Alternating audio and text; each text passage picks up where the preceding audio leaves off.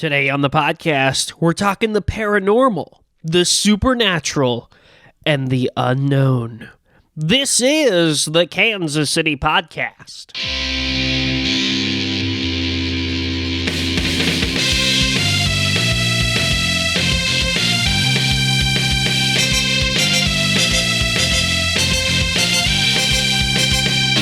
Welcome to the Kansas City Podcast. I'm your host, Cole Lindbergh. Many of you know me from my Axe body spray commercial. And if not, it's nice to meet you. You know, each week here on the Kansas City Podcast, we are joined by one-of-a-kind KC native for a conversation on life in the city of fountains. And I found my way downtown. I'll give him a shout-out. I'm here at Big Rip Brewery. Is it brewery? It's like brewery, yeah. It's brewery, but we're not talking about beer today. Yeah. We're just here. We're using this space, and but I will say I'm going to probably grab a beer later. You know, give it a go. I would be offended if you didn't. Not that I get anything out of it, but it was my idea to come here. It was your idea to come here. So perfect. So I am very excited about today's show. I have a gentleman. He wears. Is it safe to say you wear many hats? I do, because we're just talking about one of the. Well, a few of the many other many hats that you wear. Yeah. First of all, he's the host and organizer of the annual Kansas City Paranormal Conference, which will be having its 7th annual this year at August 3rd, 4th, and 5th. Where's that at? It's so we're having it at a Masonic Lodge at, I think it's about 85th and Holmes in KC Mo. It's just a Masonic Lodge. We'll talk about that more. And then he is the founder of MCPRS, the Mid-Continent Paranormal Research Society. Yes. And lastly, he is the host of the long-running Ectoplasm Show. That counts, right? Yeah. Host. Okay, that works. Yeah. Ladies and gentlemen, please welcome to the show, Jason Kupzyk. Thanks for having me. I feel awesome to be included with the other Kansas Cityans you've had on here. Well, it's one of those things that I like going out and interviewing people, talking to people, and I like to interview people from all walks of life. So I'm very excited to talk to you today, because not only from the paranormal side of things, because I guess I kind of want to know, like, I remember ghost hunter shows. I remember all this type of stuff. But, like, what is, like, your official, like, I'm a paranormal investigator? Like, what do you classify yourself as? If I had to put it down as something, I would say that I was a paranormal investigator. I don't know if I don't like to label anything, even within the paranormal field. And it's not that I have a problem with it or people doing that. It boils down to my viewpoint on the paranormal, because I try not to classify or label anything within the paranormal. I can have opinions about it, but I don't want to say that this is this and that is that. So I kind of feel like that reflects on what I do. I just do what I do. Okay. So I think I would fall into paranormal investigator. Okay. A lot of people are actually offended by the term ghost hunter. Okay. So it just depends on what I don't call myself anything necessarily. Well, because I assume, like, you know, in the paranormal community, you probably have all the different types of names and things that, like, oh, I'm this, I'm that, you know, like the more specific ranges. But, like, to the guy that's just like, you know, hey, what do you do? Oh, I hunt ghosts. You know, like that's, I know you say that, and I know exactly what you mean. Yeah, I would probably say paranormal investigator. Because I don't just focus on ghosts and spirits and such. Okay. Our show that we do and what I like to research expands to anything unknown. Yeah. Really. So. Oh, aliens, all that type of stuff. Oh, yeah, definitely. Okay. We're definitely going to talk more about this, because I have some very interesting opinions, but I want to hear your opinion as well. Let's talk about the Paranormal Conference, because it's the 7th annual that's coming up in August. What can people expect from it, or, you know, tell me how it got started. So about 7 years ago, I had 7 years. I had some members of my group at the time that wanted to travel to Chicago to go to an event such as this, where they had speakers on different paranormal topics. And at the time, like, give me some examples. Oh, just like ghosts and aliens and Bigfoot, and different things like that. They were just speaking on paranormal topics, and it was sort of a gathering at a theater there you could go and attend. It's like the Comic-Con of ghost hunters. In a way, except for at that one particularly, if I remember right, there wasn't necessarily vendors. Okay. There were just speakers. It was like just like a presentation rather than you walking and meandering through people. So at the time didn't have necessarily the money to travel up to do this, and I was thinking, well, why not do one here? Because they didn't have anything like that in town, and so I just decided I'm going to see what I can put together, because that's kind of what I've always done in my life. Like, I started my own group because I didn't want to go join someone else's group, because I didn't have a problem with the way that they did, but I've always been the type to do what I want to do and bring other people to me to do it. Yeah. So I decided to put on, and at that time we called it the Mid-Continent Paranormal Conference. And I contacted different people via social media that weren't necessarily quote-unquote celebrities in the paranormal field, because I didn't have a budget. I wasn't going to pay $10,000 to have a ghost hunter from the TV show Ghost Hunters come in and speak. Right. So I got really lucky the first year, and I've been very lucky since then. I had a person fly in from New York, a person fly in from Washington, D.C., and some local speakers come to Mission, Kansas, and speak at the Mission Theater on ghosts, aliens, and I think we had a Bigfoot person that year.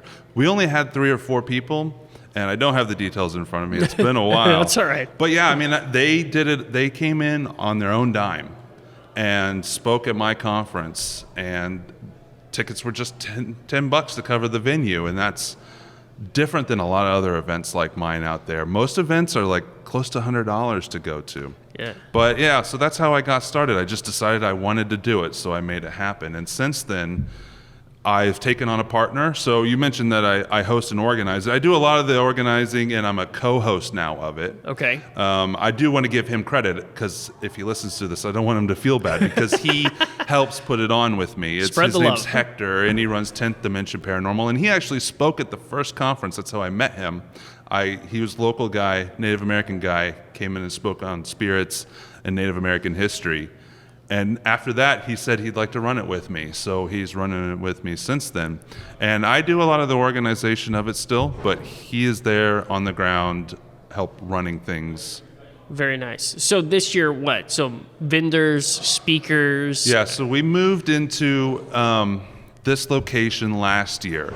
And we're about to outgrow it, honestly. It's called the Ivanhoe Masonic Lodge. And you can find all the information for all of this at kansascityparacon.net.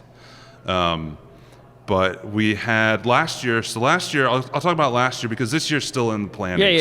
I'll talk a little bit about what we're expanding into, but if you want to get a picture of what it will be, I'll talk about last year. I want to know, like, if I go to this, what can I expect? Like, give me the overview. Like, I walk in and someone tries to scare me? Like, no, yeah. I mean, there's scary people there. It depends on your definition of scary, honestly. Okay. I wouldn't say there's scary people there. But, okay. So at this place, you walk in, there's 2 main rooms, and one room is, I know it's not good radio, but one room is about twice the size of this room. It's a decent sized room, and we have vendors in there, tables in there with paranormal investigation teams, such as my MCPRS, vendors on anything metaphysical, selling stones and psychic readings and different materials to do different things in the psychic world. I'm not necessarily into that, though I know a lot about it. I wouldn't be able to give a lot of detail on their stuff. Right. And then each speaker that we have come in also has a table where they can, have people come up and talk to them and stuff after they're done speaking or whatnot. And then the other room, we have speakers all day. They'll go for 30 minutes to an hour speaking on anything from ghosts, Bigfoot, UFOs. I've even had conspiracy people, though I try not to bring in too many conspiracy people, because they're the scary ones. I can say there's a lot of elements in that. There's a lot of types. It's hard to not stereotype people, but there's a lot of types within that field. I'm a big conspiracy guy. I love reading about them. I love studying them, but I don't believe all of them. Right. It's the ones that believe every single little one that'll get inches from your face and like talk to you. Okay. So we've even had conspiracy people there before. I'm not trying to scare you off with the conspiracy people, but yeah, so that's what it is. You come in, you can walk around, we'll have food, and we'll have, this year we're going to expand and include some different classes. We've always done an investigation afterwards that you could pay $10 for and join in on an actual paranormal investigation of the location. Oh. This year I'm going to add a VIP investigation because, so the one we've done is your touristy investigation. Okay. It's where somebody that wants to have a good time, never necessarily done it, or you want to bring your kids to, you can go and you'll hunt ghosts, but it's a relaxed atmosphere, and it's not like if I were to take my team and go on an investigation somewhere. Okay. It's more of a guided tour thing. It's like the bare bones version. Like, hey, let's go around and see if we can hear anything. Yeah. Things like that. Okay. Where you have where you have a guide, and you don't have to be experienced. And for the VIP one, you won't have to be experienced, but. This year we're going to offer a VIP investigation. We don't have the location hammered down yet, so I don't want to mention where it might be, but it'll be smaller, more personal, and more like an actual paranormal investigation. It'll cost a little bit more, but you'll get more from that experience. Cool. So I guess really let's take a big step back then, and let's take a look at when, like I think about growing up, and I think about, you think about aliens. You think about, maybe there's a ghost in the attic, or there's a monster under the bed, or so like all of that for me was kind of probably similar to like what other kids think about, are aliens definitely real? And so like, but I don't know. I kind of took a weird path where I kind of like, I think that's not true. Like, I don't know if aliens exist, and no one's ever proved to me that aliens exist. So what about you? Like, where did your journey take you to be like, okay, I really want to like investigate this or go down this path? Because I'm always, I'm gonna be honest, I'm kind of a skeptic. I'm kind of one of those guys. I would say that even though I'm experienced and I've had a lot of interactions with different things, unexplained things have happened to me over the years, that I am still just as skeptical as you probably are. Okay. I mean, I think the difference is the way that I view everything is I view it all as possible. Okay. Though it's not proven to me, I've experienced things that I don't know what they are. Okay. So to me, the definition of paranormal might be a little bit different. It's just something that was not different, but viewed differently. Okay. I view paranormal things as just something that science hasn't explained. I'm fully aware that it may just be in my head. It might be in all of our heads. Right. Or it might be light bulbs that are flickering in the distance. And I'm fine with that. I guess I was always the kid that was, and I know there was lots of other kids like me, that I was checking out books in grade school about Loch Ness Monster and reading about monsters, and Goosebumps was scary stuff. And I did, however, when I was 7, I saw what I would call a UFO. I would still call it a UFO today, though it's not very impressive. It was just a point of light in the sky. It looked like a star, but the way it was flying around was not like anything, even to this day, that I know of. Was like zigzagging? Or it was like, and it was moving super fast. Okay. And I was 7. Yeah, right. But if I try to remember that day and that time, which I can picture what I was doing and what it looked like, I still don't have an explanation to this day that I know of any technology that we have that can do that. Or have you reached the point where you're like, oh wait, well maybe that could have been this, or it could have been. I haven't, because there isn't something that I know of that could do that today. Okay, but that doesn't mean that it doesn't exist. It doesn't mean that our government or some company didn't have that at that time, and we still don't know about it today. Yeah. Maybe it was some secret thing, but to me, I mean, the definition of a UFO in a lot of people's minds is always tied to alien. Right. When to me, when I talk about UFOs, it's just something that I can't identify. Okay. And that's kind of two camps in the paranormal field. Well, but it still sounds like at least you're willing to say, look, I want to take a look at this and try to figure out what it is. Yeah. And I can't figure out what it is, so it's unidentified. It's something that's out there that can't be explained, at least to me personally. Yeah. Where I think some people take it to the next range, like, dude, I saw a light in the sky, and like, you're not gonna fucking believe it, you know. But it could someone else could have seen it too, and it was maybe like a shooting star or something like that. But I've never had an experience like that. Yeah, I think that's probably the difference. Right, yeah. For most people. So not having an experience like that, like I always, when I hear people talk about experience like that, in my mind, the first thing that goes to me is like, that's really cool. And I think that's really awesome because I would love for there to be aliens. You know, you would love for that stuff to be out there. I would love to know that there's other life somewhere else in the world. But no one can prove it to me yet. Oh, yeah. And so it kind of like, it makes me upset. You know, like it makes me upset because I want someone to believe in something that you know is very important to them or had an effect on them. But at the same time, I don't want to shut them down and say, well, I think you're dreaming or something. Well, and like I mentioned, there's a big camp of people in the paranormal field that are that skeptical, and I would include myself in that. So my co-host on the Ectoplasm show is Josh. I've been friends with him for 5 years now. Actually, I found him on another podcast. The first interview he ever did on a podcast for a book he wrote, I heard, and asked him to come speak at the conference. Okay, and that's how I met him. And now we do this show together. And we've become great friends. I was just hanging out with him last weekend. And though I believe him because I know him, anytime he tells me, and this is just an example, this goes for everybody that I know in this field. When he tells me a story about something that happened to him, I believe him. I believe that he believes it because I don't think he's trying to lie to me. Right. But I still have to be skeptical about it because I wasn't there. I didn't experience, and I don't know. Okay, we're the same then. Yeah. So, and that's how I try to view everything, even my own experiences in the paranormal field. I've had things grab me. I've seen what looks like you, but maybe a little translucent, sitting in front of me in places at times. Yeah. I believe that I saw it. Yeah. But I don't think necessarily. I try not to jump to conclusions in my mind in that. Okay. It's hard to do sometimes. No, I bet. Well, I mean, especially because you're so involved in it too. Yeah. Like it. I think there's a difference between if someone's like, oh, I think I see something, and you know, then they just go on about their merry way. But someone that's actually involved in it and is seeking it out and trying to explain it.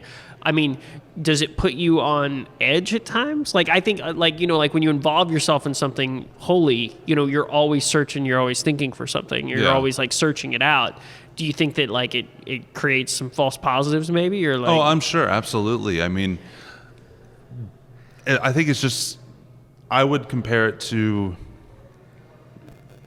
I don't like to use the word science because it's not really a science. What we do is not necessarily science because we can't be 100% scientific going into it. Right. But if you, with a lot of things in life, even if you're looking for something, a lot of times you'll make yourself find what you think is it. So it's absolutely the same in the paranormal field. The thing is about the paranormal and aliens and ghosts and anything.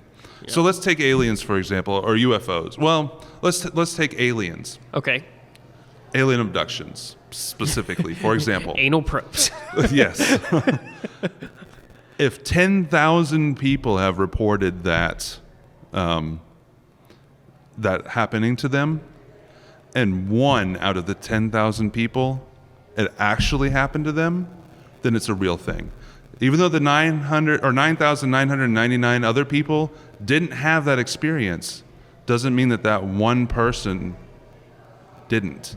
So because even if it's super rare, one person having it happen to them makes it real. Yeah. Even if it's not what we see it as. So yeah, there's a lot of crazy people out there. There's a lot of people that want attention, so they make up stories. But if one thing happened to one person that was a genuine thing, there's no way to prove it, but that does make it real. Yeah. And hopefully someday, somewhere, we'll be able to disprove all this stuff or find an explanation for all of it. Right. Because really what we do as paranormal investigators as a whole, I don't think it's going to solve anything.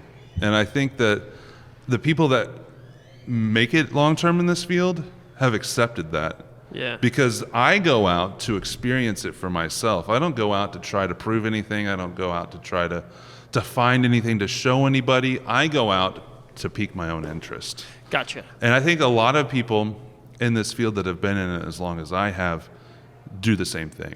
Because if you're going out trying to prove it, and that's your sole goal, after a few years of trying, it can become very frustrating, and you'll probably give up. A lot do. Okay. So I don't know where we started. Well, no. I got down that track. I just find it so interesting and intriguing because, I'm always about, like, I want people to go out and do the things they want to do and experience things they want to experience. And this has always been, to me, like, I don't know when it clicked. Like, sometime around, like, middle school, high school for me, it just kind of became, you know what? I don't think I can believe this anymore. Like, I would love to believe that there's an alien out there, or that, a UFO or spaceship saucer flew over my house. Yeah. And at the end of the day, when I heard people talk about that and things, I just kind of like, I don't know, I kind of went to a place where I was like, I don't know, guys, I don't see it. And then when all these, like, Bigfoot hunter shows and these ghost hunter shows came out and stuff, and you see the dudes with the crazy hair, and you're just like, that guy is on so much peyote right now. Like, there is no of course he's going to see some shit, of course. And so I kind of took, like, a backseat, like, okay, this is great entertainment. Oh, yeah. But I am still not sold on. I remember watching a Bigfoot show, like, I think it was those Bigfoot hunter guys, and they're out in the woods and they got sticks and they're running around. I'm like, come on, man, really? Like, no. So the shows themselves, for the most part, it doesn't necessarily. A lot of the people on those shows, a lot of them are really good actors. Well, not necessarily. At least when they started, not necessarily the shows, but a lot of the people on the shows, they are genuine people. Right. It's at some point I would say for TV producers and the editing crews and all that, it was always entertainment to them, of course. Well, they're trying to make good TV. Yeah. I mean, it's not that nobody's going to watch, but they have to make something that people want to watch. Yeah. But the people on the shows themselves, I've met a few of them, and they're all genuinely good people, and I don't think that any of them went into what they did on any of the shows trying to deceive people. Yeah. But that being said, that's just the people that are on camera. Yeah. For the most part, most of those shows, it's the producers and editors that control what comes out. Yeah. And they will do all kinds of stuff. Do you think that there's people on those shows that are just totally just playing a part? Oh, yeah, absolutely. I'm sure there are. I honestly don't watch any of them anymore. Okay. I started there's watching not as a many few anymore. of them. Yeah, that's like, true.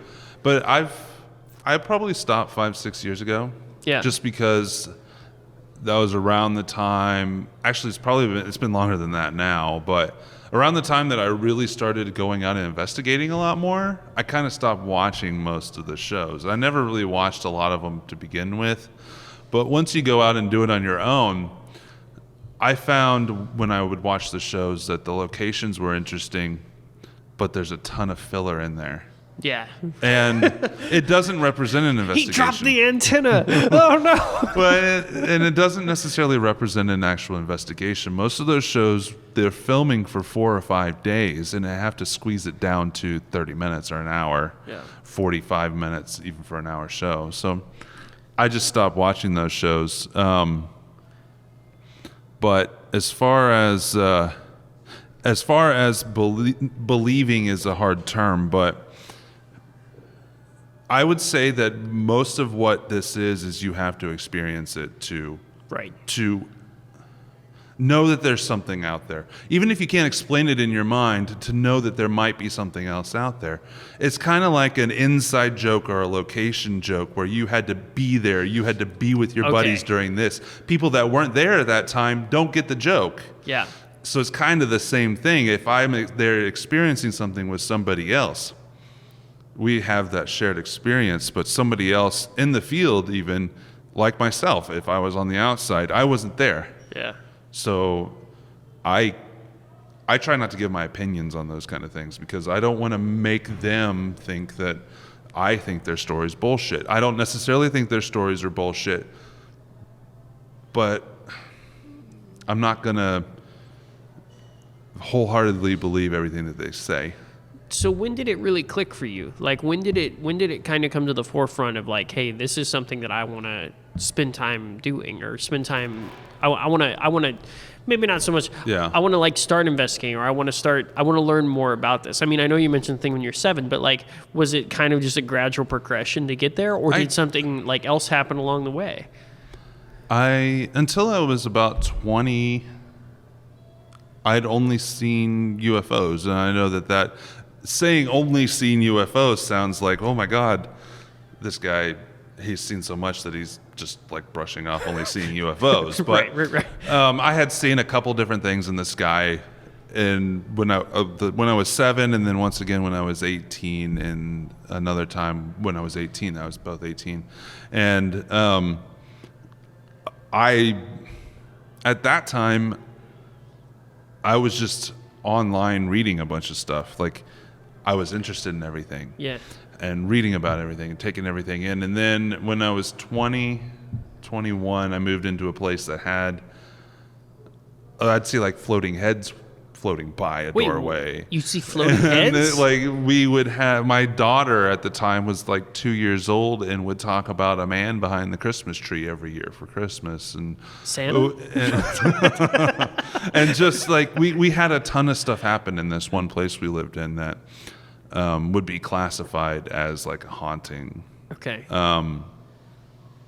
So after that, and then just life got in the way, and one day I was talking with a buddy, and we just decided to start doing this. Yeah. So we just figured it out, and I made it happen.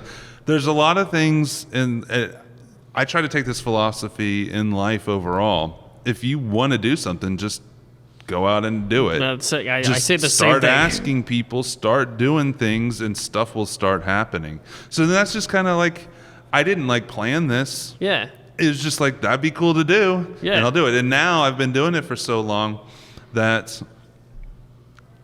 I'm kind of entrenched in this field. I don't know. I could leave if I want to. I've thought about it many times. I've actually taken like a couple years off at times where I didn't do anything. I didn't work in this field or whatever, but it's still something that very interests me. I love reading about it, so might as well go out and experience it as well. Yeah.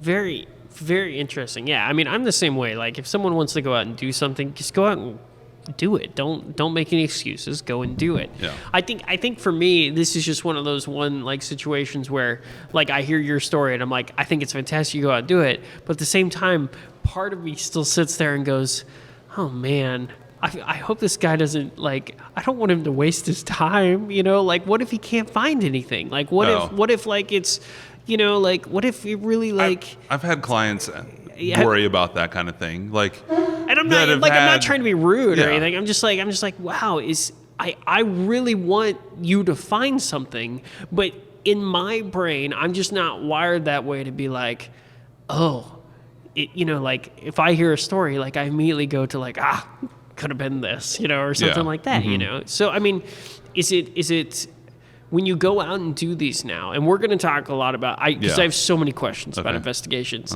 but like when you go out and do these now, is it from like when you first step in and you put yourself into this place or this area and you're ready to go and investigate? I mean, I know there's certain things along the way that, you might get some readings, you might hear something or something like that. Like, what's the true thing that could really ultimately prove it? Like, is like for a ghost to come talk to you? There's a difference between proving things in your mind and proving things to another. Okay. And being a believer. Yeah. I mentioned it to you already. I don't know if I mentioned it on the show or if I mentioned it when we were talking before the show, but I believe that it's all possible, but I don't believe a certain thing that happens. Okay. Like if... Give me an example, Okay, so this is an example I actually give clients. Okay. If I go to their home and it's the first time I'm going and I'm telling them what's going to happen. Not necessarily what's going to happen, but when we're talking to them about the process and what's going to happen if we do find anything and whatnot. So I had a client in the past that it was just a home client, and we went in and investigated their house. They believed that their grandfather was there. Okay. And we actually caught a recording of what sounded like someone saying a name and then I'm dead. Okay. That's what it sounded like. I mean, who knows where that recording came from? There was nothing audible in the room at that time, and we had no explanation for where that recording came from. Okay. We played it back for the family, and they said that sounds exactly like our grandfather. Okay. I still looked them in the eyes and told them that I can't prove to you that that's your grandfather. Yeah. That could be something pretending to be your grandfather. It could be your mind making it sound like his voice. It could be the air conditioner. It could be, yeah. I mean, I want, if it makes them feel better. Okay. Not even if it makes them feel better about whatever situation. Maybe they were worried about their grandfather in the afterlife or where he was. Then if they wanted to believe that, then I wholly support that. Yeah.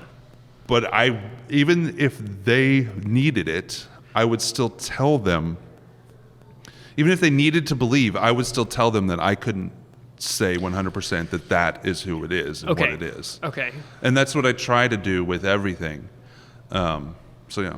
Okay, no. That makes total sense. It reminds me of like the, it's you're being upfront and honest. Where like, what was the name of that guy that talked to dead people on that daytime talk show?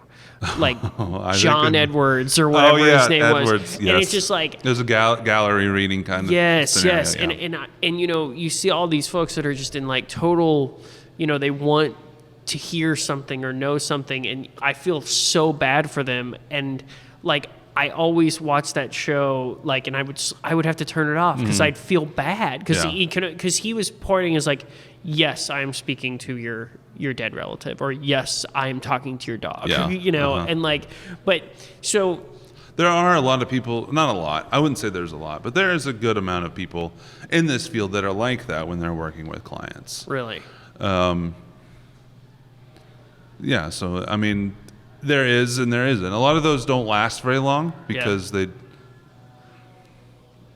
It's like the Miss Cleo. You remember Miss Cleo? Yeah. She wasn't even Jamaican. No. All right. Here's what we're gonna do. We're gonna take a quick break. I am gonna go get a beer because I am like we're gonna really nerd out the second half of the show because I really have a lot of questions about. I don't know how long you want to go. I could talk all day. We can go. It's like, you know, there may be some people who are like, okay, Cole is really into this, and I am totally into this because I just find it so fascinating when there's something out there that I don't quite understand, or something out there that I don't totally like. You know, maybe it's an experience that I had or whatever.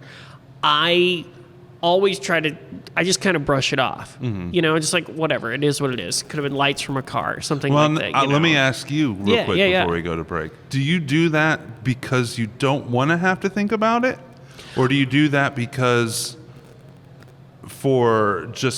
you just don't think it's real? I do that because I think that there is an explanation for everything. And the explanation, in my mind, I have to look at it as saying, this is... You just don't want to spend your time thinking on it. No, not so much. I mean, I can think on it too, but my mind always goes back to like, as cool as I would love for this to be like, hey, I saw a light in the sky, you know, and that could be something that's unknown. I'm totally cool with that. Like, I think that's awesome to think about and everything.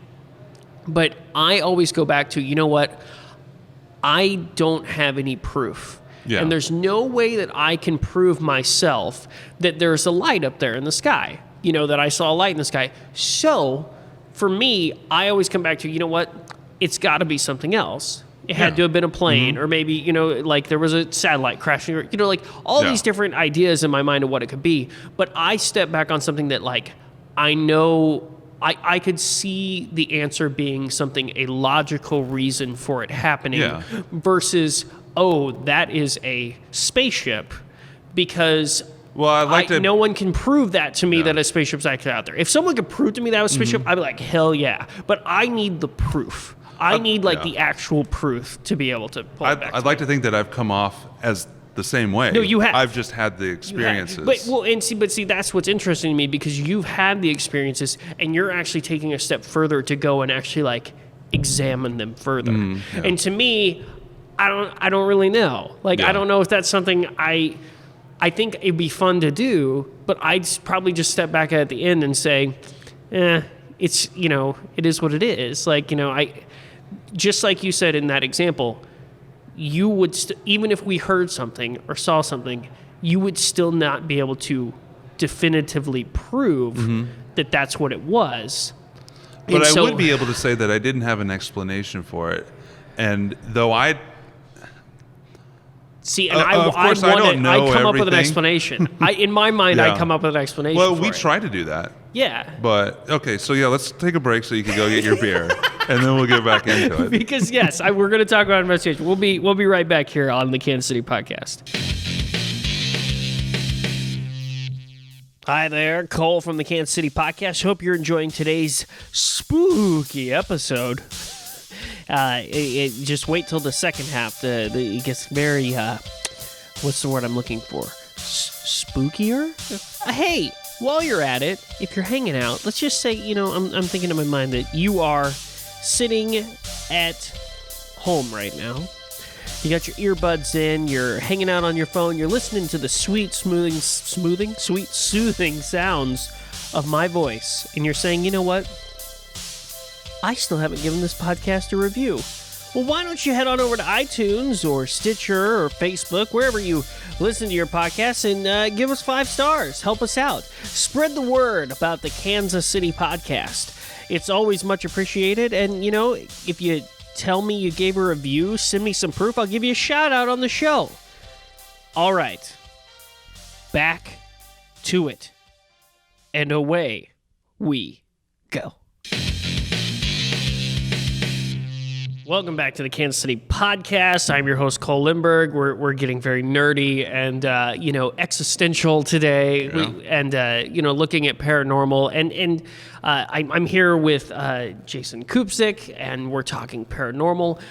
I want to spend the second half of the show today talking a lot about the MCPRS, the Mid-Continent Paranormal Research Society. Yes. Now, you do active investigations. I do. Now, I do want to say that... Yeah, break it down for me, because I know you've done some in Kansas City, and this is what I'm excited about, and all over the Midwest, and going and doing investigations. So I want to hear more about, how an investigation works, maybe some places that you've gone to, some weird things that have happened. So, break it down. So, when I first started MCPRS, it was kind of a big deal to have, not a big deal, but kind of every group that started had an abbreviation like that. So if I were to start it now, I'd probably just do Mid-Continent Paranormal, which is actually the website, midcontinentparanormal.com. But I started and I had different iterations of full-fledged groups where I had 6 to 10 members on my team at a time. And now I have a few, but I've gotten to the point where I get invited on a lot of investigations because I've made my contacts throughout the region and whatnot. So I keep busy doing that. So MCPRS, though it's still around and I still update the website from time to time, I would call myself more of a paranormal freelance person. Oh, okay. You're like where a consultant. I go on and different people. I have consulted other groups, like new groups and stuff. I always try to reach out to new groups because that's something that people didn't do when I first started. There's a lot of drama in the paranormal world, or there used to be, and we're trying to fix that. But what, drama? Yeah, it all has to do with locations, really. Okay. And having a location be your location in a lot of people's minds. Oh, like this is my territory. Yeah, and we could get into that more later if you want to, but so yeah, I started the group, and that's part of the reason why I started the conference was because groups didn't talk to each other. They fought with each other for locations. They didn't really want to work with each other because they didn't necessarily want to promote other groups in that sense. So there used to be, we talked about before about the TV shows and how they're kind of declining, right? Right. And at one point when they were really exploding, every team thought, oh, we're going to get a TV show. So there's a lot of competition between teams. They were all fighting with each other. And that's kind of died down because the shows have dried up. You know, there's still a couple channels that'll take on a new show, but nobody really watches them that much. But yeah, so now I kind of go on investigations with other people. So I approach investigations different. I still set up investigations from time to time. I will still take on a new client if anybody out there wants to have their place checked out. I can put together probably a better team. Not better.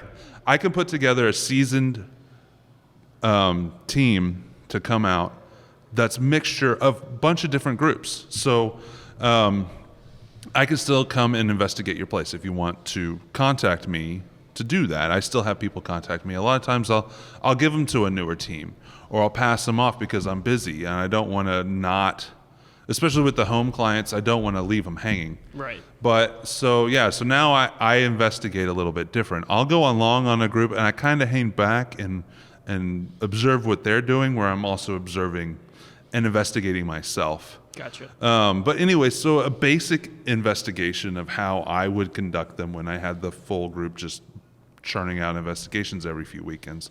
We would go into they're a little bit different depending on if it's a home client, like a person's house, or if it's a business. And it all depends on how the client would want us to investigate. We would try to cater to what they would like us to do. So like whether they want to hear something or whether they want to prove something? No, not necessarily that. More timeline. Okay. How long we're in there, if they want to participate or not. And we would kind of cater. It's hard to come up with a term for it. You want to make sure that your investigation works with what they're trying to do. That, but also, in saying that, we also wouldn't do it exactly the way they would expect to do it. Okay. Because there were a few different investigations, and one we didn't even investigate because the house we went to, the people there, we weren't conducting it the way that the people on TV conduct it. So we left. We had to leave because they were mad at us because we weren't doing it the way the TV people were doing it. Okay. But anyways, they really wanted the TV experience. Yeah, why isn't this guy standing at the wall yelling at it? Basic investigation, the way I would conduct it. When I first started, there were kind of two different types of groups. There was what people called the scientific groups and what people called the metaphysical or psychic groups.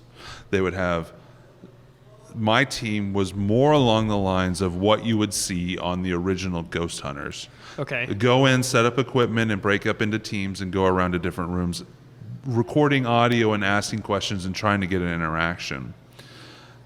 And I had other teams that I was in contact with that were more the psychic. They'd go in, try to feel the place, and come up, instead of using equipment, they would come up with their experiences and give them to the people.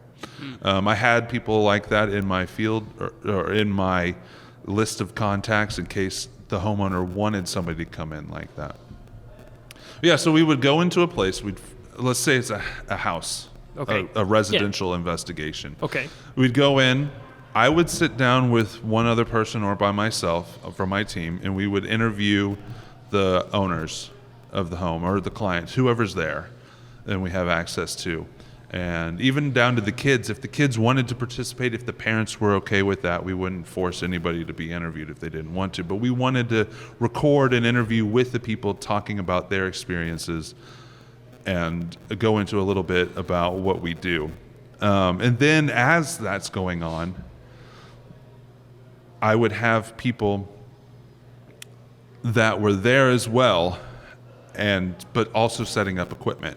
So they would set up different places, different equipment throughout the place, cameras, audio recorders, and that's basically it. I mean, we had a bunch of other equipment that we would use during investigations that we would carry with us, but for the most part, it was setting up cameras and running audio. Okay. So we would, throughout the night, we would break up into different teams. And depending on the size of the location, how many people would be in the house at one time with cross-contamination and stuff like that. And we would just spend the night until either the client was done or we were done, and we would just rotate in and out of the place or throughout the place, asking different questions, trying to get a response on either that we can experience or on the equipment that we could find later. Okay, so all right, so then you finish, so let's say you get all that information, you're there, you gather all your tape, all your footage and stuff, and then what, you just review it? Yes, so that's the long, arduous... That's really the investigation part, right? It is. So the active part of the investigation is trying to get our experiences.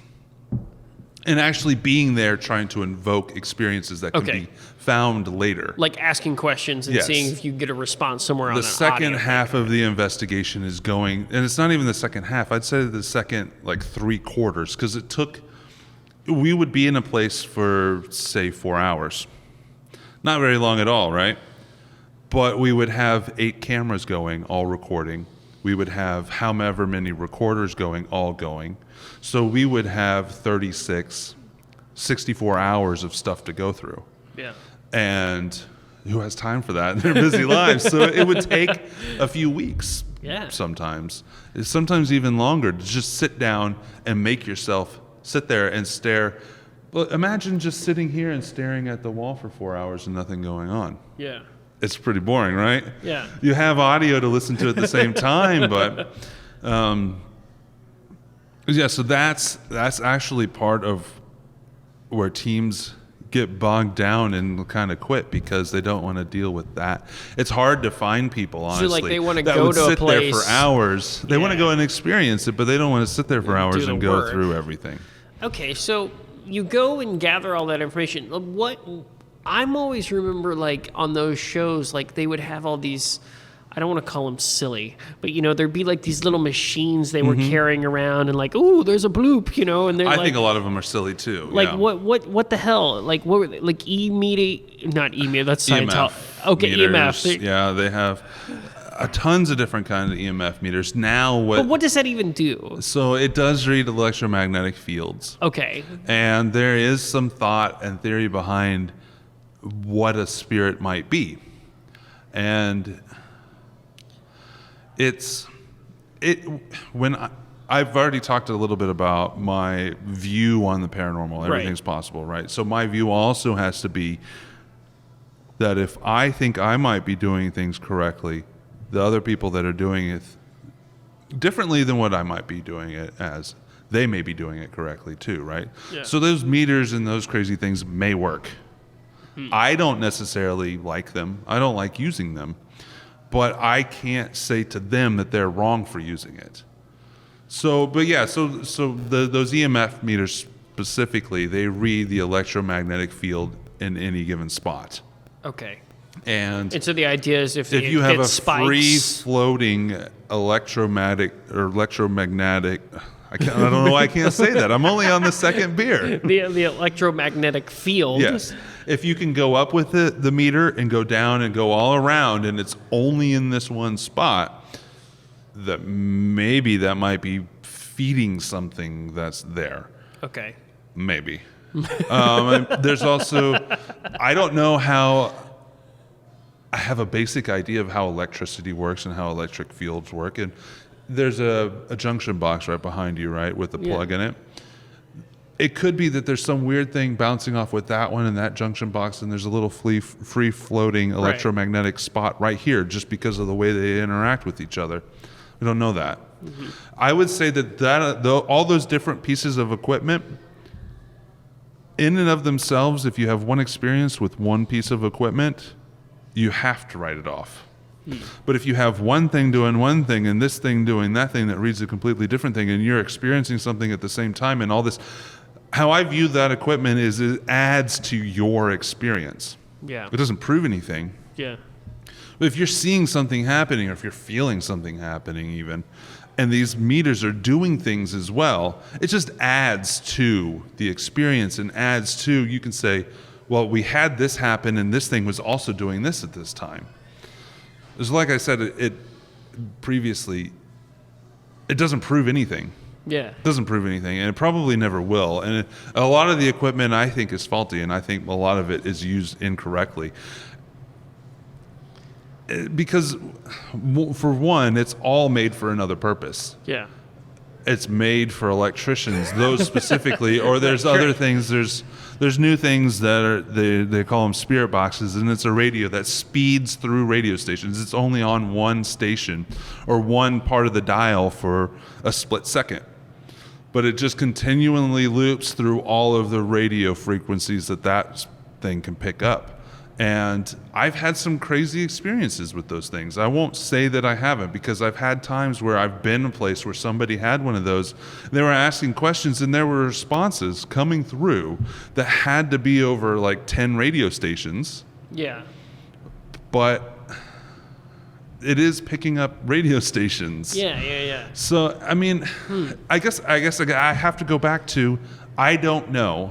So I can't say that person's wrong for using that thing. So what's some of the we've all been building to this. I mean, what's some of the weirder experiences that you've had? Because, I mean, or like the things like you've gone on these investigations and like, I know you mentioned the one earlier about, the possible audio from Grandpa. Yeah. But, I mean, is there any that like sticks out in your mind that you're saying, man, this one stays with me. Like it's stuck with me. It's probably my biggest, because it is what pops up first when I think about it. It happened very early. I don't know if I would react to it the same now as I did then. Yeah. I still would react to it, but I'll just go into it. So when I first started, I had a member of my group who was also a member of the Oddfellows. Are you familiar with the Oddfellows? I am not. So you know what the Masons are, right? Oh, okay. A Masonic order. Yeah, Oddfellows is the same thing, except for it's a different order. It's very small. It used to be bigger than the Masons. Okay. Anyways, he was actually the IT guy in the group, ran our website at the time. Anyways, when I first started the group, we didn't have a lot of places to go. We were still trying to figure out all these places, and he happened to be a member of an Oddfellows Lodge in Excelsior Springs. And the Elms. Well, when I think of Excelsior Springs, I think of the Elms, because that's the Elms is down the road, and then Yeah. there's plenty of. I mean, it's a really old town. Yeah. But yeah, so he was a member of the Oddfellows Lodge in Excelsior Springs, and I can mention the place because it's shut down now. Before, I couldn't mention the place because they asked us not to. Oh, okay. Anyways, we used it as a The testing. Oddfellows are going to come after you. We used it as a testing ground or a training ground, because we could go in there whenever we wanted to. Every few weekends we could go in there and investigate, because he was a member and he had permission for us to be there. And I think it was the second or third time there. We went there probably 12 to 15 times. The second or third night there, I was in the basement with this guy. And it was a large basement. I don't know the square footage, but there was a couple of walls. But for the most part, it was one big open area, and we were on one end. And on the other end, there was a stairwell with a light in the stairwell, so it was just lighting up the doorway. We couldn't see what was around us. We couldn't see anything, but we could see across the basement to the stairwell. So we were around this snooker table or pool table, just asking questions. We had audio going, and his flashlight died. Batteries went dead. Starting to sound like a scary movie. But he decided to go upstairs to get more batteries, so I'm down there by myself, which was fine. I mean, it can be nerve-wracking. At that time, it was definitely nerve-wracking because I had just started in the field. I hadn't experienced being in what we thought might be a haunted place in a basement by myself very often yet. So I was still trying to conduct the EVP session, which is electronic voice phenomenon, just asking questions and seeing if we could catch something on the recorder, when my flashlight started to die. Okay. So, and I... Did it like flicker or just shut off? It slowly got dimmer until it was dead. Okay. But it was quick. It wasn't super fast, but it was quick enough. It was within 10 seconds, it was not working anymore. So the guy's still upstairs. I can see the stairwell So unless there was another way down that I didn't know about, nobody else came down there. So I was leaning up against the snooker table, and I had my butt, I don't know if I could say it. I had my butt up against the snooker table. Say ass. Okay, yeah, I had my ass up against the snooker table. And I think I don't know. I always try to preface our show. I always tell all our guests, you can say whatever you want. No, you can say whatever you want. I didn't know. I didn't want to say. I've got the E on it. It's explicit. Right, Don't worry. If you say ass shit, it's fine. Okay, all right. I didn't ask before, so I. Well, I already dropped, I think, a couple curse words. It's fine. Keep going. You're taking me on the story. Anyways, so yeah, so I'm down there by myself in this big basement that I could see the stairwell, so I knew if somebody came down. And I was kind of watching it because I was kind of hoping the guy would come back. I was like nervous. Okay. Because I couldn't see what was around me, even though I could see across the room. So it was dark. Yeah, so the light just lit up the doorway. I could see what was past the doorway, but I couldn't see anything around me. And I was leaning up with my ass up against the pool table, since I could say that.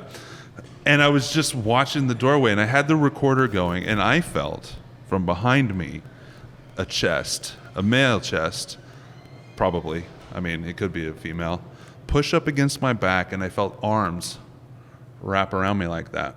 And it wasn't super solid in that... Wait, you felt like I felt the actual... what felt like somebody come up behind me, push its chest against my back, wrap its arms around me. I could feel it coming around me. And I had...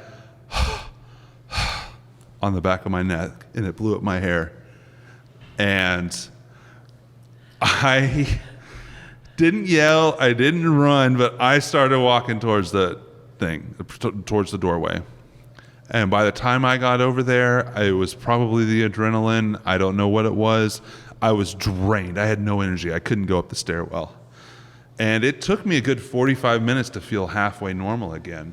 And I don't know if I would react the same. I mean, I would still have a reaction, but I don't know if I would be as scared, because I feel like it was trying to intimidate me, but that was my young, naive, not doing it very long reaction to it. I mean, what would you think if anybody, not even in that situation, just anybody comes up and like gives you a bear hug from behind and breathes on your neck? Well, obviously, if anybody comes up from behind, like if it's dark and like you're sitting around and it's quiet, you know, and you're in a dark basement, and if anyone came around, I'd probably piss my pants. Yeah. But did you actually, like, could you... I didn't see anything. You didn't see anything. You could just feel it. I could feel what felt like that. Okay. I could feel what felt like someone's chest, their pecs, push up against my back, and their arms go around me. And then blow in your ear. And then blow on the back of my neck, yeah. And unless there was a little person standing on top of that snooker table with really big arms, I have no explanation for that. Wow. Because,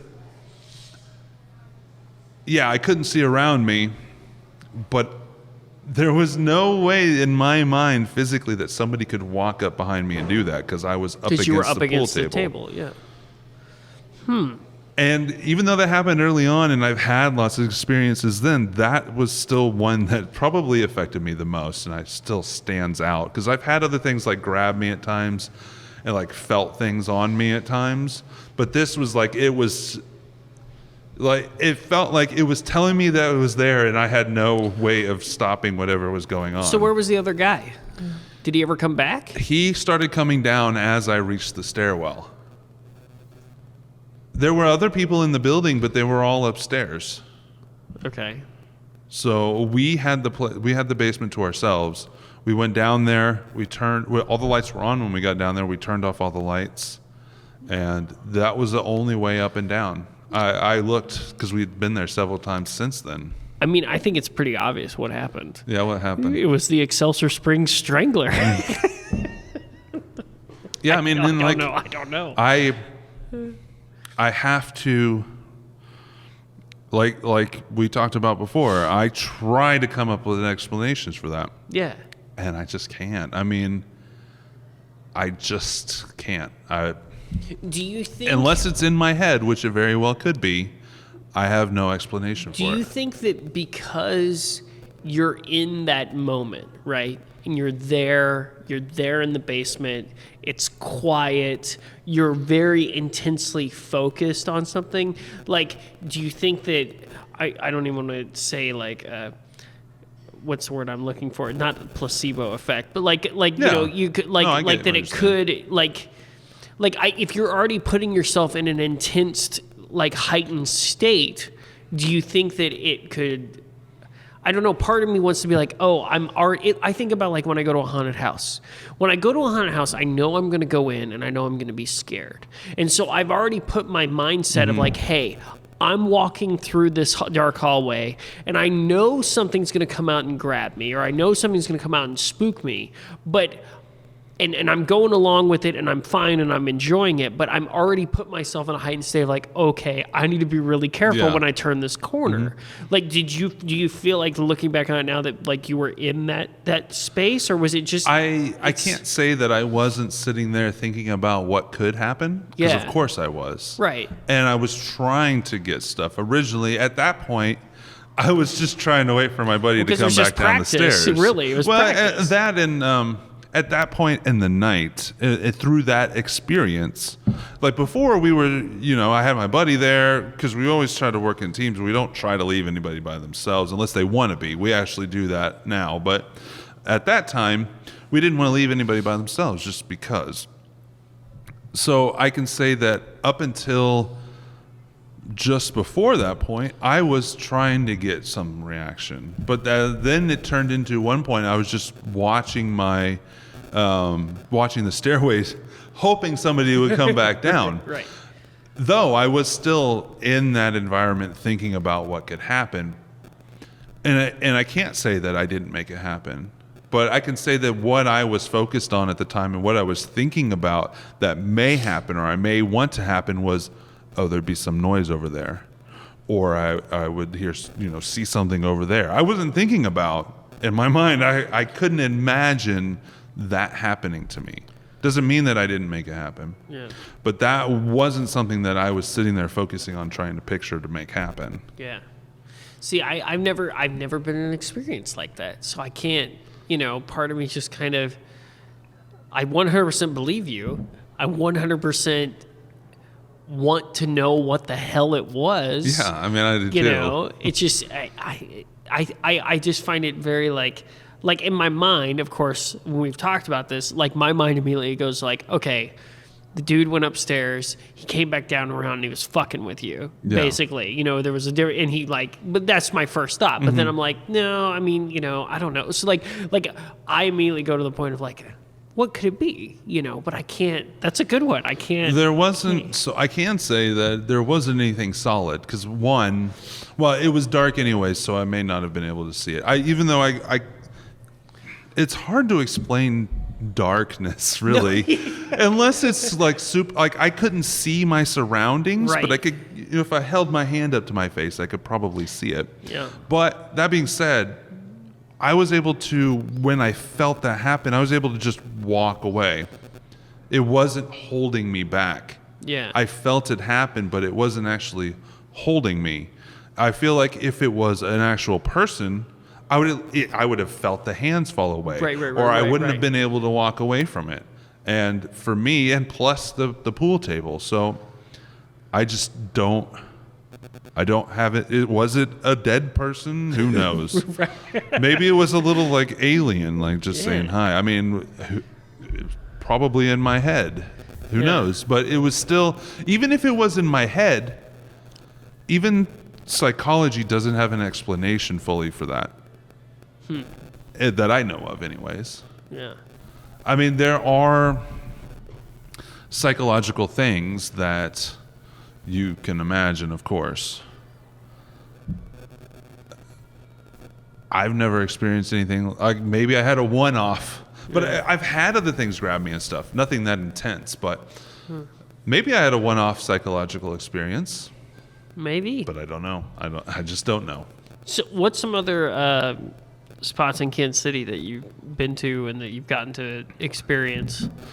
I know you've gone all over the Midwest and stuff. Is there anything in particular in KC? Now, when you're talking about Kansas City, you're talking about Kansas City, Missouri exactly, or just the metro? Just the metro. Okay, so I've been to a lot of places in the metro. Yeah. A few and far between in Kansas City proper, because a lot of the well-known places within the city limits like what? just don't offer investigations, or their businesses what's Union Station. Yeah. Not only is it a 24-hour business because the trains run out of there. Yeah. They just don't want people in there doing that. I mean, there are places within the city that I've been to, a few that I can't mention. I mean, I could talk about them. I went to an abandoned hospital that's now being converted into condos, and that was actually recently. I could talk about that a little bit, but I can't mention the place. That's fine. Go ahead. Okay, so there was a local hospital that it shut down about, and I think it was about 15 years ago. Maybe it was less. Okay.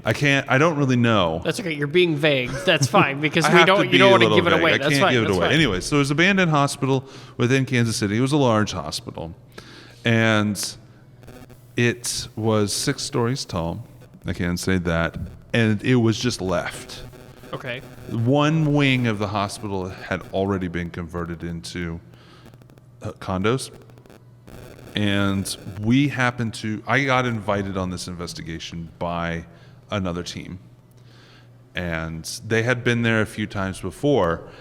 And I don't know if you're interested in like urban exploring, that kind of thing. No, yeah. I love those YouTube videos where dudes go and explore like old subway stations and stuff like that. That's this hospital was like the picturesque hospital that you'd want to go. They just had everything left there. Like, people had come in and ripped out wire out of the walls, but there were hospital beds everywhere. There were just all the stuff, even like down to like just like syringes laying all over the floors and stuff. And it had been shut down for years. Yeah. And just boarded up, and like the basement was flooded and had a diesel spill, so we couldn't go down to the basement. It was sucked. But I got invited to go on that investigation. We had to clear the building because they had problems with homeless people.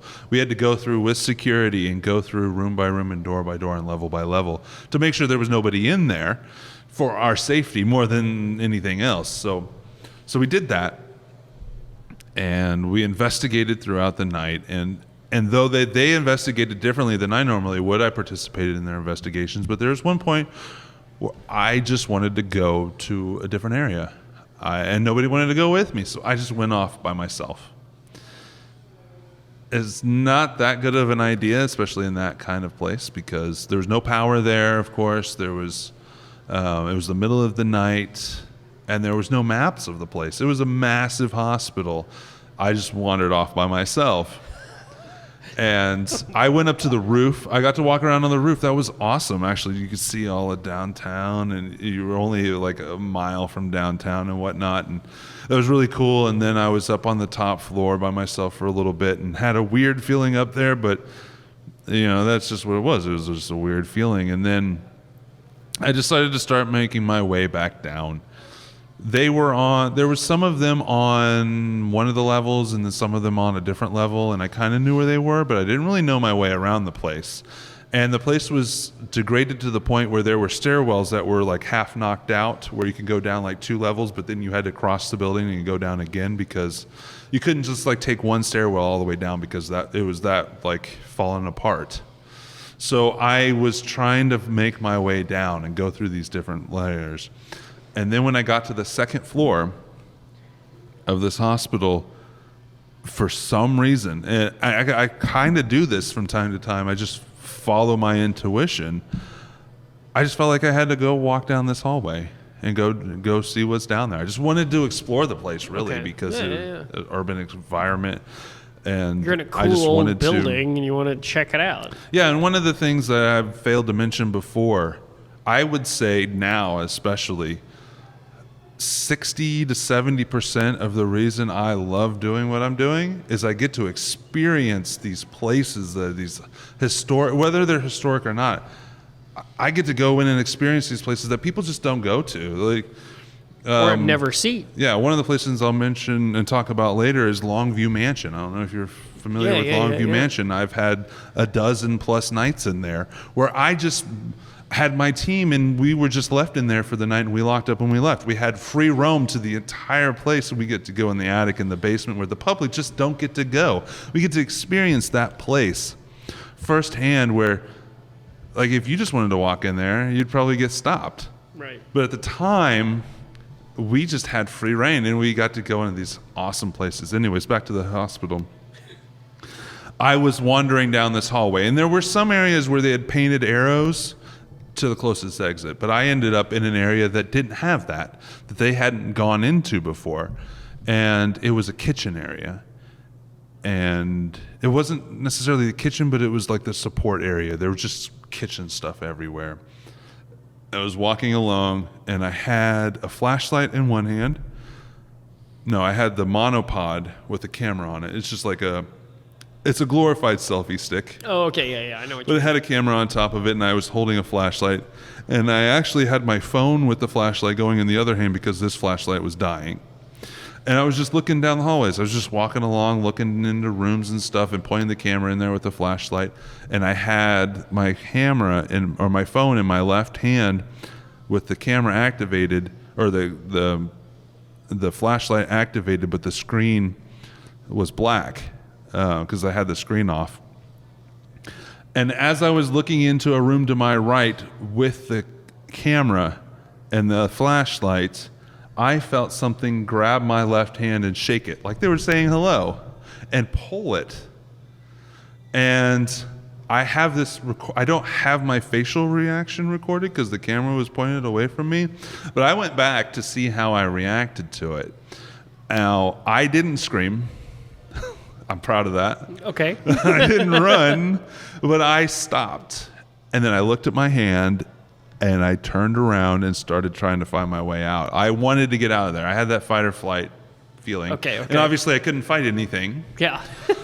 And come here, you freaking ghost. Yeah, I mean, if you want me to demonstrate, I know it's not great radio, but I can demonstrate you so you have a feeling. I felt like that. Oh, that's a and grab. Like it grabbed my hand. Like Jason just totally grabbed my hand and like pulled it forward. Yeah, that was like a Trump handshake. Yeah.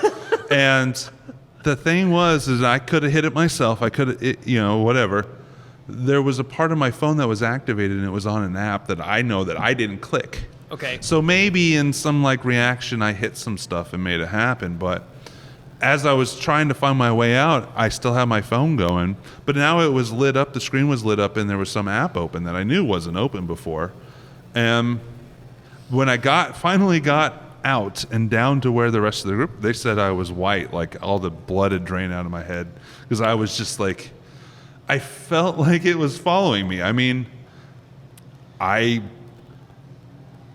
how would you react if you had that? I've been doing this a long time, and I had that reaction. Oh, I would how would scream. You do? I would piss my pants and probably scream. And I'd probably take like a giant swing in the air or whatever, That's, I don't know. I don't know. But now that hospital, which we also had other experiences, nothing as intense as that throughout it, and there's a morgue in there, that they had a bunch of experiences in there. That entire hospital is being turned into condos. There will be a condo that used to be what the morgue was, and the person probably won't even know. Could you imagine living in there? Yeah. I mean, so if you're looking to buy a condo, you might find out where it was first. I'm very intrigued by all of it. It blows my mind. It makes me. It really kind of just tries to opens up my mind and thinking of like what is out there and not out there, and I'm just very intrigued by the whole ordeal. I don't know. And part of me, like in hearing that story, it makes me think once again, like, okay, what could it be? What could have actually happened? Mm-hmm. And that, like, when you grabbed my hand just now, and showed me like how it was, it's like, okay, that's got like. That type of feeling and that type of pressure, I mean, it's got to be another person. So, like, first I was like, oh, it's a homeless guy just fucking with you, right? But at the same time, I don't know. And since you have video of it, I don't have video of it. I have video of while it happened. So the video is probably like you just walking out, all of a sudden you stop. So it's actually pointed into another room, and I'm walking down a hallway, and when I feel it, the camera moves a little bit because I react to it, but then I pan over to my hand, and there's nothing there. So I mean, the video, for me, I know what's happening in the video, so I can see when my hand got pulled and whatnot, and the camera moves a little bit. But there's nothing on the film, or on the video that it would be telling of what it is.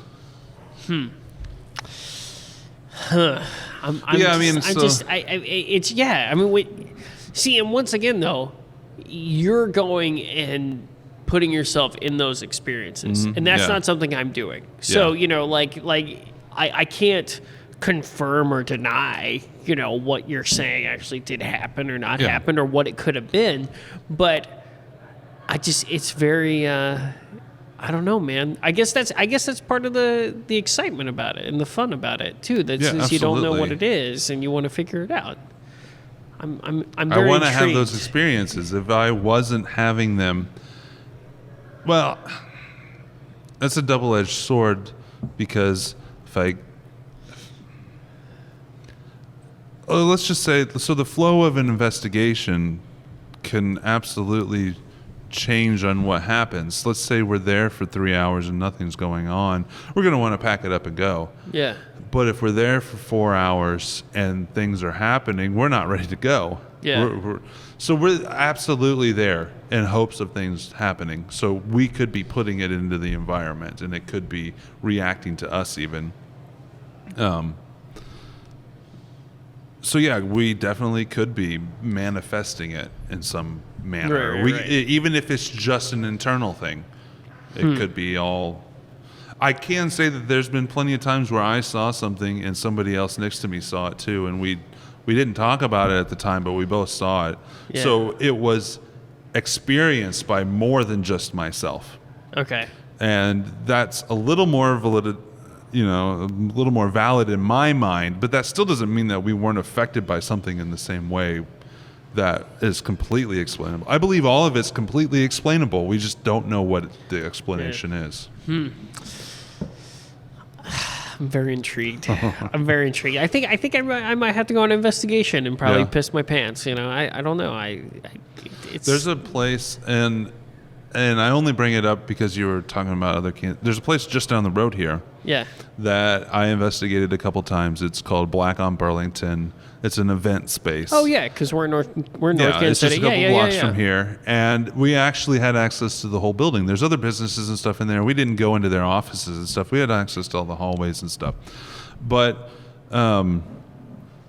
we caught a recording. We caught a few different things in there, but the major thing we caught that to them completely solidified what they had experienced was we caught a recording in their kitchen of someone that sounded like a former employee that had just committed suicide.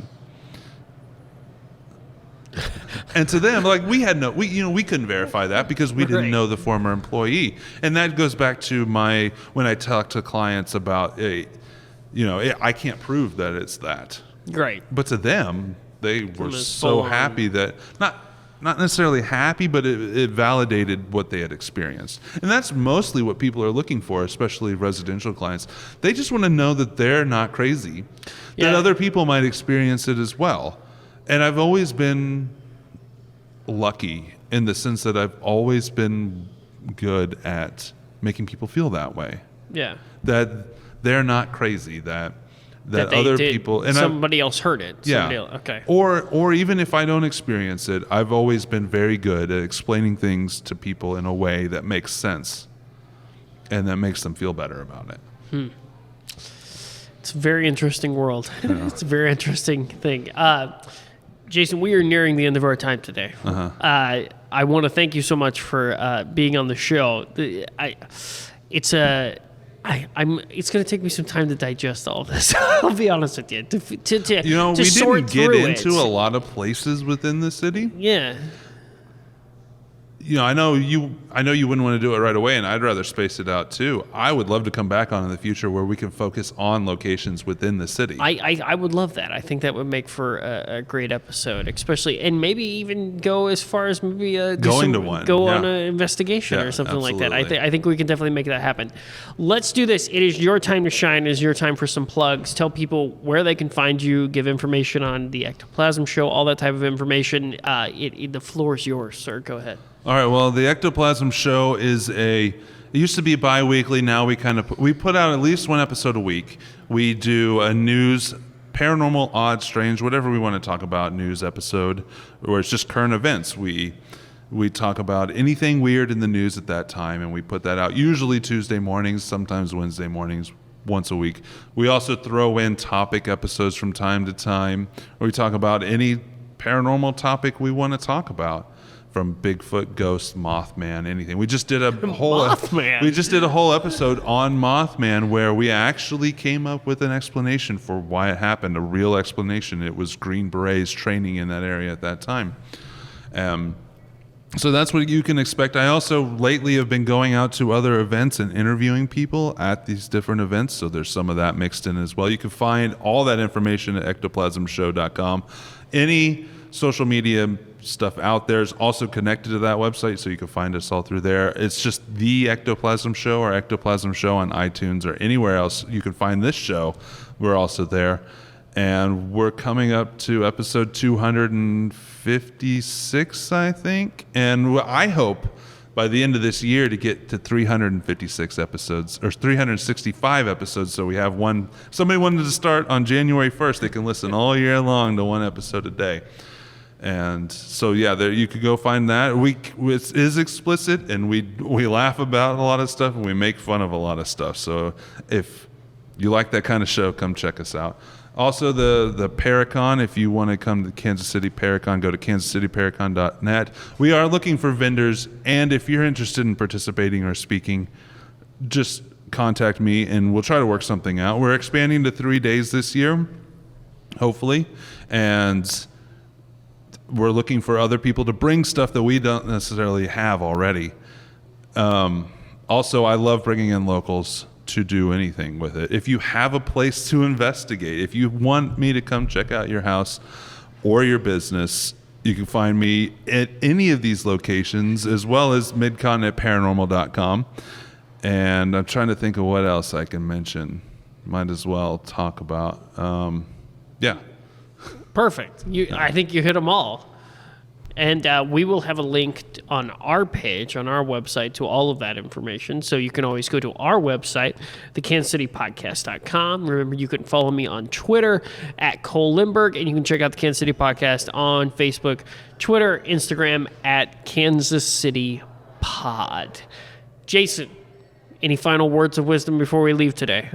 I hope I scared you a little, but I hope I also didn't sound as crazy as you might have thought I would have been. You know what? No, I will tell you 100%. I in sitting down with you today, I was not sure what to expect. Mm-hmm. I'm glad that we are kind of on the same wavelength, and knowing that, there's a possibility that something is out there, but not really knowing whether or not it's actually true. And I appreciate you wanting to go out there and actually find it and search for it, because if you would have sat down and told me, I did find it, I know it, it's proven, I would have said, see you later, dude. Yeah. So I'm glad we were able to get to that. And no, thank you so much for coming on the show. And I definitely think in the future, let's see what happens. Maybe we can find something to go do. We've kind of been all over the place with this episode, and it's something. The paranormal field is really hard to explain because there's so many facets to it, and really all it is when you break it down is a bunch of people that have had experiences or are very interested in this stuff, going out and trying to experience it themselves or find something out there. Very nice. Good way to put it. Thank you so much for being on the show. Yeah, thank you. We will see everyone next time here on the Kansas City Podcast.